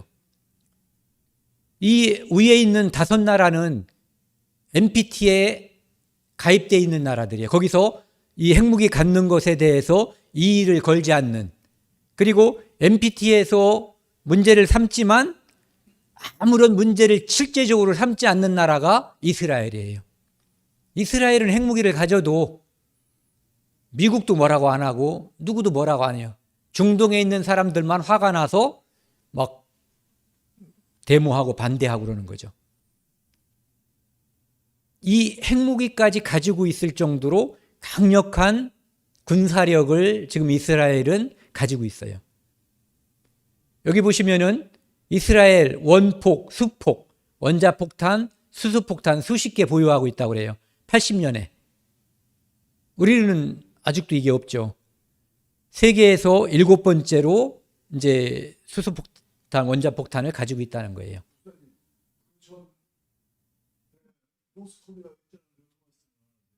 그거는 관심이 없는 것 같아가지고요. 네. 그리고 잘 모르겠어요. 그 나라는 공식적으로 인정을 안 하기 때문에. 네. 이 자료에 보니까 그게 있더라고요. 여기 보시면은 2% 유대인이 미국을 쥐락펴락한다. 미국 인구의 유대인들은 2%쯤 된다고 그래요. 그런데 실제로 모든 면에서 미국을 좌지우지한다 이거죠. 이 KBS 다큐에 나와 있는 그 자료를 이제 제가 얻어서 쓴 건데요. 세계 탐구기획 2부작 유태인. 여기 보시면은 이 존 로비라는 사람이 리만 브로더스 가의 손자래요. 굉장히 유명한 가문이죠. 유대인은 예수를 죽인 사람들로 인식되어 왔습니다. 이 말은 사실이죠. 그래서 유대인들이 엄청난 고난을 받은 거예요. 서구 사회에서는 별종 취급을 받았죠. 서구 사회뿐만 아니라 유대인들이 서구 사회에 주로 섞여 살았기 때문에 거기서 별종 취급을 받았지, 만약에 한국이나 어디에 왔어도 역시 그들은 학살을 당하고 굉장히 고난을 받았을 거예요. 하나님이 그렇게 될 거라고 예언을 해놓으셨잖아요. 에이펙이라고 하는 데가 있대요. 에이펙이라고 하는 게, 이게 보면 뒤에 밑에 있는 저희들한테 익숙한 에이펙이 있어요. 아시아 태평양 경제협력체. 이게 아니라 여기 있는 에이펙은 AIPAC예요. 이것은 미국에 있는 유대인의 로비 단체인데 이 파워가, 그 힘이 엄청나다는 거죠. 미국 상원의원의 절반이 이 자리에 지금 와 있다는 거예요. 이 로비 단체의 모임이 있는데 그곳에. 왜? 오는 게 유리하니까 온 거예요. 그리고 이 엘리엇 엔젤이라는 사람은 미 하원 애교분과위원회 위원장인데 자기 어머니로부터 이스라엘을 지키라는 말을 들었대요. 유대인이란 얘기죠. 우리 국회의원들은 모든 수단을 동원해 지켜내겠습니다. 내가 지키겠다고 하는 게 아니라 우리 국회의원들이 지켜내겠다는 거예요. 그리고 이분은 이제 뉴스에 많이 나오기 때문에 긴그리치 미 하원 전 의장이죠. 이 사람도 여기에 눈도장 찍으러 온 거예요. 그리고 존 케리, 이 사람도 여기에 왔고요. 이분도 왔어요. 이 사람이 뭐라고 얘기하냐면은 예루살렘은 이스라엘의 수도로 남을 겁니다. 지금 예루살렘이 이스라엘 수도로 선언했죠. 트럼프가 전격적으로 지원해 줬고요. 그런데 이분이 이미 말을 해놨네요, 보니까. 네. 그래서 지금은 이스라엘의 수도로 예루살렘이 지정되어 있는 상태예요. 이분, 조 바이든, 그때는 부통령이었는데 지금은 대통령이 됐죠. 이분도 그 에이펙이라고 하는 미국에 있는 유대인 로비 단체 거기에 눈도장 찍으러 가 있는 거예요. 이분은 유대인의 시선을 받으면, 유대인에게 잘 보이면, 유대인들의 지지를 받으면 선출직을 유지하는데 아무런 이상이 없다는 불문율이 있습니다. 그러니까 잘 보여야지 된다는 거죠. 여기 보시면은요,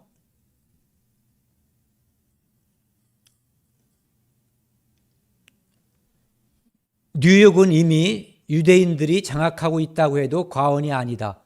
월스트리트의 큰손인 조지 소로스가 유대인이고 골드만삭스의 체제 주주도 유대인이며 전 세계 다이아몬드 거래의 절반 이상이 이루어진다는 맨해튼 47번가도 50% 이상 유대인이 장악하고 있다. 맨해튼 빌딩 주인의 40%, 뉴욕 시내 의사의 과반수가 유대인이다. 부동산이든 예술계든 패션계든 모두 마찬가지다. 이렇게 돼 있어요. 그리고 여기 맨 위에 보시면은 이곳이요.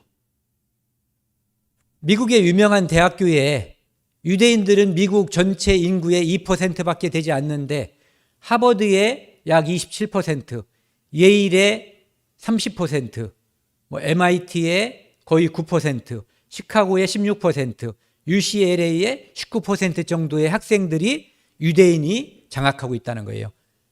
여기 다음으로 한국 사람이 많다고 그러더라고요. 여기 보시면은 이 만화가요, 1909년도 만화예요. 이 만화에 보면은 인디언들을 절벽으로 몰아내고 미국 사람들이 미국 땅을 차지한 거예요. 아메리칸 드림. 그리고 나서 미국 사람들이 이제 이렇게 하고서 내가 주인이다라고 해서 주인 행세를 하고 있는데 그 뒤에서 발길질을 뻥 하고 사서 실제로 주인 행세를 하고 있는 사람이 있죠. 딱 보면 아는 거예요. 이 모자, 유대인들, 정통 유대인들 모습이거든요. 여기 보시면은 1909년 라이프 퍼블리케이션이라고 하는 시사 잡지의 만화예요. 1909년에 이미 미국은 유대인이 지배하는 사이였어요. 팔레스타인과 이스라엘의 영토 변화. 이 녹색이 팔레스타인이고요. 하얀색이 이스라엘이에요. 45년도에는 여기 보시는 것처럼 45년도에는 거의 대부분을 차지하고 있죠. 팔레스타인이. 47년도에는 이제 반반. 67년도에는 뭐 많이 차지하고 있고요. 2003년 지금까지 이제 이 영토 변화가 조금씩 변화되고 있어요. 여기 보시면은 이제 이게 이제 지금 현황인데요. 요 가운데 보면은 예루살렘이라고 써 있는 거 보이세요? 예. 이 예루살렘에 보면은 예루살렘이 이 팔레스타인 지역에 속해 있다는 거 아시죠? 그래서 예루살렘은 공동으로 지금 유지가 되고 있는 거예요. 팔레스타인 아랍 사람들과 유대인들이. 그런데 누가복음 21장 24절에 보면은 그들이 칼날에 죽임을 당하며 모든 이방에 사로잡혀 가겠고, 앞 시간에 이거 이야기했죠. 예루살렘은 이방인의 때가 차기까지 이방인들에게 밟히리라. 그런데 이 예루살렘은 지금도 이방인들에게 밟히고 있는 거예요. 그래서 예루살렘은 아직도 수복이 되지 않은 땅이에요. 이 땅이 언제 수복되냐면은 이방인의 때가 끝나면, 그것은 무슨 뜻이냐면은 이방인들, 우리와 같은 유대인이 아닌 사람들이 예수님을 믿고 구원받을 수 있는 때가 끝날 때 이 땅이 유대인 손에 회복된다, 이런 얘기예요. 신명기 8장 17절 18절에 보면은요, 그러나 내가 마음에 이르기를 내 능력과 내 손의 힘으로 이 재물을 얻었다 할까 얻었다 말할 것이라. 하나님께서 유대인들에게 그들이 하는 일에 뭐가 잘 되게끔, 돈 벌 수 있게끔 능력을 줬어요. 그런데 유대인들이 돈 벌고 나면은 자식들이 나중에 크고 나면 지 혼자 컸다고 하는 것처럼 그렇게 될까봐 하나님께서 미리 써놓은 거예요. 네 하나님 여호와를 기억하라. 그가 하나님께서 내게 재물 얻을 능력을 주셨습니다. 유대인들이 전 세계에 있는 돈을 다 장악하고 있는 그 이유는 하나님께서 이렇게 그 능력을 유대인들에게 특별히 준 이유 때문이에요. 유대인들이 써놓은 어떤 책을 보니까 자기들이 원하면 2, 3일 아니면 전 세계에 있는 모든 돈을 자기들이 다 거둬들일 수 있다라고 이야기하고 있어요. 그런데 그것은 거짓말이 아니라고 하더라고요. 실제로 가능하대요. 전 세계에서 차관을 쓰고 있는데 그 돈의 출처는 다 유대인이라는 거죠. 그리고 같은 신명기 28장 12절에 보면은요, 내가 많은 민족에게 꾸어줄지라도 너는 꾸지 아니할 것이요 혹시 돈을 한 번도 안 구워 보신 분 있으세요? 살면서.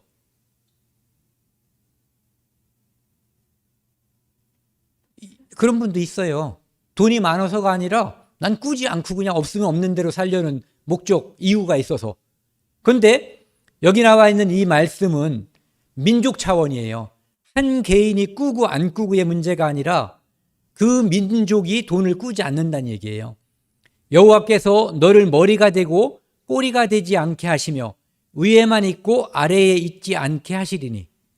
하나님께서 유대인들에게 돈 버는 재능도 주시고 머리 위에 있게 해주고 아래에 있게 않게 해준다는 얘기죠. 그리고 많은 민족에게 꾸어주더라도 꾸지 않게 하는 부자가 될 수 있는 그 재능을 하나님께서 주셨다는 거예요. 그래야 그들이 존속할 수가 있기 때문에 아마도 하나님께서 주신 것 같아요. 여기 보시면은 유대인들이 얼만큼 많이 여러 방면에서 세계를 장악하고 있는가를 볼 수가 있어요. 식량은 우리에게 몇 번째로 중요해요? 먹고 사는데 첫 번째로 중요한 게 식량이잖아요.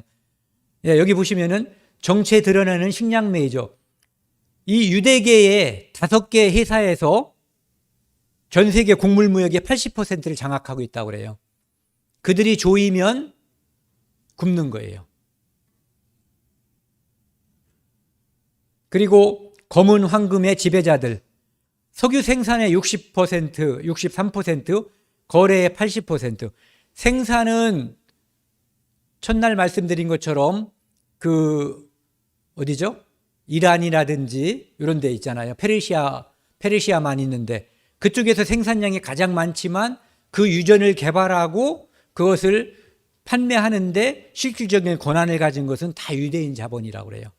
그래서 생산과 거래를 유대인들이 이 검은 황금, 원유도 장악하고 있어요. 그리고 세계적으로 유명한 이 원유 회사들 있잖아요. 다 유대인 거예요. 그 다음에 세계 금값도 유대인들이 장악하고 있어요. 다이아몬드도 유대인 상이 88% 독점하고 있다고 돼 있고요. 그리고 유명하신 분들 있잖아요. 우리가 교과서나 이런 데서 보던 사람들, 뉴스 시간이나 그런 사람들이 대부분 유대인이에요. 뭐 노벨 물리학상 받고 여러 가지로 유명한 아인슈타인, 그 다음에 폰 노이만, 이 맨해튼 프로젝트에 참가해가지고 수소폭탄 개발하는데 참여했고, 그 다음에 최초의 컴퓨터를 갖다가 이렇게 고안했다고 하는 폰 노이만, 이 사람도 유대인이고요. 칼 막스, 이 사람은 우리와 같은 민주주의 사회에서는 별로 좋아하진 않지만 엄청난 영향을 미친 사람이에요. 그 다음에 여기 나와 있는 에릭 슈밋이라고 하는 사람, 구글 CEO인데 지금은 구글 CEO에서 내려왔다고 하더라고요. 구글의 영향이 어느 정도 큰지는 다 아시죠. 베토벤, 에디슨, 설명할 필요가 없는 분들이에요. 그 다음에 정신분석학자 프로이트, 그 다음에 영화 감독 스필버그. 이 사람도 유명한 사람이에요. 마이아 암셀 로스차일드. 이 사람이 아들을 여기 하나, 둘, 셋, 넷, 5명을 뒀거든요. 그런데 그 아들을 자기가 품고 있는 게 아니라 다른 나라에 이렇게 보냈어요. 그리고 그곳에서 사업을 해가지고 어마어마한 부자가 됐어요. 그 나라의 경제를 다 장악해버린 거예요. 여기 보시면은 제이콥 쉬프라는 사람, 이 사람이 이제 예전에 우리로서는 좀 반감이 가는 사람이에요. 유명하고 유대인들로서는 자기들이 칭송하는 사람인지 모르지만 러일 전쟁 때 일본에 자금을 대서 일본이 러시아를 먹게 됐고 그 후에 우리나라를 침탈하는데 유리해지게 만든 사람이죠. 그 다음에 JP 모건, 이 사람도 유명하고요. 록펠러 뒤에 나와요. 그 다음에 로스차일드, 지금 돈이 가장 많은 사람이, 저는 누구야, 빌 게이츠인 줄 알았더니 이 사람들이 많다고 하더라고요. 독일 로스차일드 2,000조래요. 2,000조. 전에도 제가 말씀드렸었는데 1억을 한 사람이 태어나서 죽을 때까지 다 못 센다고 그래요. 어떤 사람은 야, 그까짓 걸 왜 못 세냐 그러는데, 처음에 하나 둘 셋 이렇게 셀 때는 1초에 하나 이상을 셀 수가 있어요. 근데 9,999만 5,421, 이때는 몇 초에 걸쳐서 하나를 밖에 못 세는 거거든요. 그래서 이 2,000조라고 하는 것이 얼만큼 큰 건지 상상이 안 되는 그런 것이죠. 또 나오네요. 스필버그, 조지 소로스, 하워드 슐츠, 빌 게이츠, 로스차일드 가문, 마크 저커버그, 요거는 저기죠, 페이스북 창시자, 이런 사람들이 다 유대인이라는 거예요. 그 다음에 전 세계 인구의 0.25%밖에 안 되는 유대인이 노벨 경제학상 전체의 42%를 수상했다고 하고요. 전 세계 억만장자의 30%가 유대인이라고 하고, 그 다음에 포춘지가 선정한 세계 100대 기업 중 40%를 유대인 기업이 차지하고 있대요. 유대인들이 가지고 있는 기업이죠. 그래서 그들은 전 세계에 있는 금융, 과학, 문화, 언론, 식량 모든 분야에서 절대적인 영향력을 행사하고 있다는 거죠. 그리고 지금 우리가 자기도 알지 못하게 유대인들이 만들어 놓은 체계 속에서 사는 거예요. 시스템 속에서. 그들의 사상 속에서 살고 있는 거죠. 여기도 보면은 유대인이 세계를 쥐락펴락한다. 여기 나와 있는 사람들도 다 유대인들이에요. 아까 한번 나왔었죠. 록펠러. 예전에 록펠러 가문이 가지고 있는 그 부가 미국 GNP의 50%를 차지한다고 돼 있었어요. 지금은 그렇지 않대요. 그러니까 말로 설명할 수 없을 정도로 부자인 거죠. 한국 GNP도 아니고. 세계를 뒤흔드는 유대인의 힘. 여기 보시면은 이제 과학 분야, 음악 분야, 미술 분야, 매스컴 뭐 이런 게 있는데요. 쭉 보시면은 유명하신 분들이 대부분 유대인들이에요. 음악도 그렇고 미술, 매스컴. 매스컴을 한 가지 말씀드리면 여기 4대 통신사라고 되어 있는데 시오니즘 운동에 의해서 전 세계에 흩어져 있는 유대인들이 자기 땅으로 가기 위해서 흩어져 있는 유대인들끼리 연락을 취하면서 만들어진 것이 통신사예요. 그러다 보니까 세계 4대 통신사라고 하는 AP, UPI, AFP, 로이터, 이것이 다 유대인 거예요. 그래서 전 세계의 정보를 유대인들이 독점하고 있다고 그러죠. 그래서 나쁜 놈들 잡을 때 유대인들에게 협조를 많이 요청한대요. 지금도. 걔들이 정보를 다 가지고 있기 때문에. 그 다음에 정치, 경제, 사상, 문학. 유명한 대통령들 뭐 이런 사람들이 이제 유대인이었고요.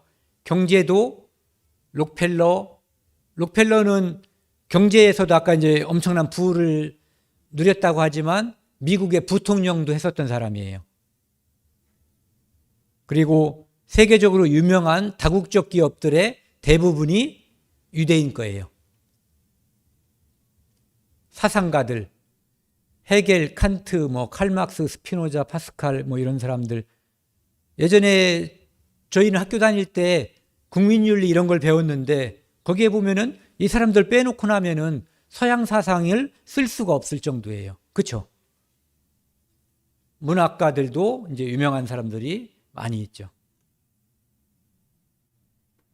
아이고, 오늘 일찍 끝났는데요. 유대인, 이스라엘을 보면은 하나님이 보이는 거예요. 그 핏값을 우리와 우리에게 돌려달라고 유대인들은 이야기를 했거든요. 예수님은 나를 위해 울지 말고 너희와 너희 자녀를 위해서 울라고 말씀하셨어요.